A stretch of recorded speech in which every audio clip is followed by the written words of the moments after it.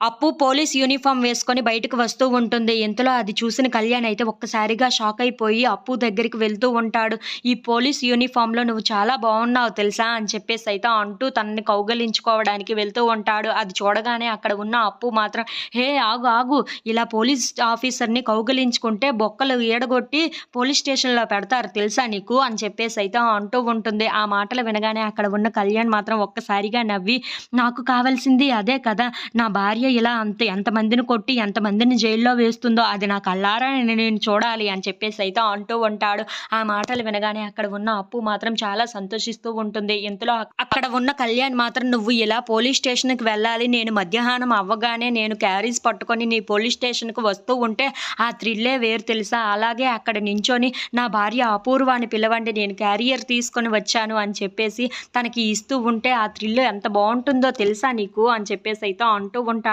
ఆ మాటలు వినగానే అక్కడ ఉన్న అప్పు మాత్రం "నీకు చాలా ఎక్కువ కోరికలే ఉన్నాయి కానీ, ఇక ముందు ఏది జరుగుతుందో మనకు తెలియదు కదా" అని చెప్పేసైతే అంటూ ఉంటుంది. ఆ మాటలు వినగానే అక్కడ ఉన్న కళ్యాణ్ మాత్రం "ఇదే జరుగుతుంది. నాకు తెలుసు కదా! నేను ముందుగానే ఊహించాను" అని చెప్పేసైతే అంటూ ఉంటాడు. ఆ మాటలు వినగానే అక్కడ ఉన్న అప్పు అయితే ఆ మాటలకి చాలా సంతోషిస్తూ ఉంటుంది. ఇంతలో అక్కడ ఉన్న కళ్యాణ్‌ని అలా చూస్తూ ఉండిపోతుంది.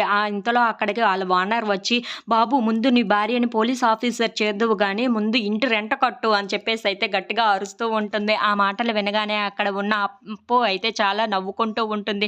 "ఏంటో చెప్పారు కదా! ముందు ఆ పని చూడు. తర్వాత ఇంకేదో చేద్దాం గానీ" అని చెప్పేసైతే అంటూ ఉంటుంది. If you like this video please like, share and subscribe.